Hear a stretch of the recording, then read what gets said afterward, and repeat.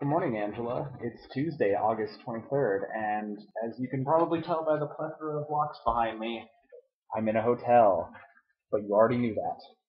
I think this is a wonderful idea, doing the vlog, and I agree that it will be hard to pull it off every day, but I think it will still be an excellent way for us to stay in touch while we're away from each other.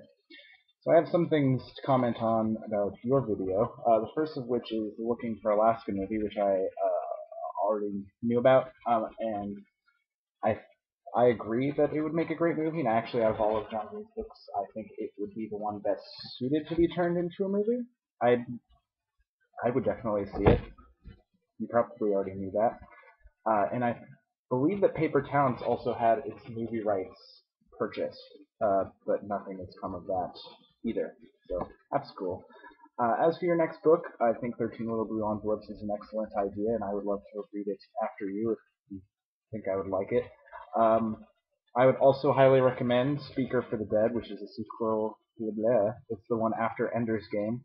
It's really, really different from Ender's Game. I was reading the introduction by the author Orson Scott Card, and he was saying that Speaker for the Dead is actually the book he originally wanted to write, but it just didn't make any sense without writing Ender's Game first.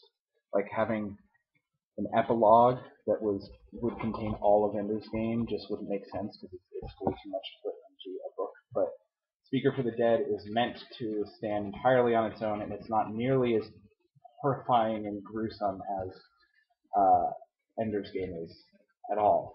And I think you would like it, and I recommend it. Yes. We should definitely watch Labyrinth, if nothing else, to be funny, because it looks like a horrible movie from what little I've seen, which is like probably just a couple pictures, but I think that's enough.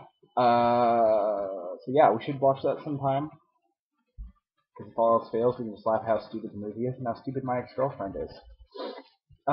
Lastly, about your video, did you empty my dishwasher? That would have been awfully nice of you. I would love you very much.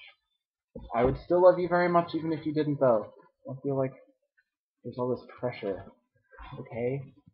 So there was one kind of exciting part of my day that I neglected to tell you about on Skype, and that was uh, my rental car.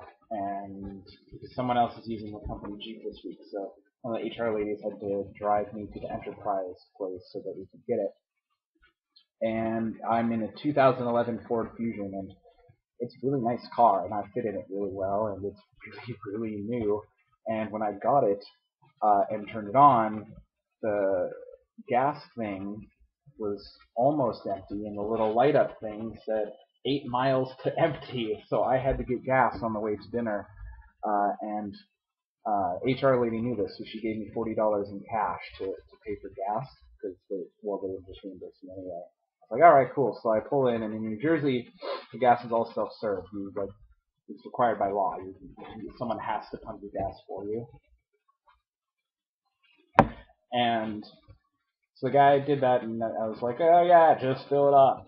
And he's like, okay. So he put the thing on and went to help someone else, and I sat there, and then I was like, man, this thing is taking a long time. Oh wow, that's $45 of gas.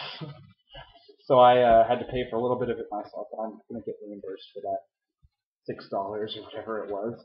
So that was fun. See, that was the exciting part of my day, and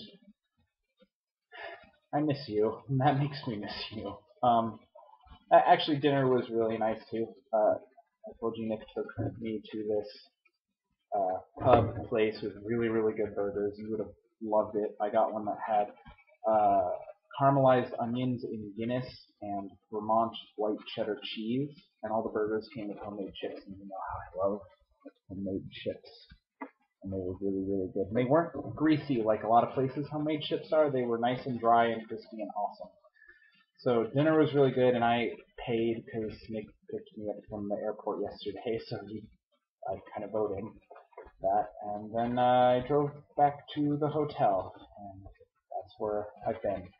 And I really don't like being so many time zones ahead of you because it kind of sucks for both of us. Because by the time I want to go to bed, it's like barely getting dark out in Davis. So it'd be A lot better, I think, if it were the other way around. Because if I were going to bed at 11 or midnight, it'd be 2 or 3 where you are, and we'd be going to bed around the same time, and we'd both be sleepy, and then you wouldn't have to stay awake for hours after I was asleep already. That's no fun. I don't want that for you. I want you to be with me.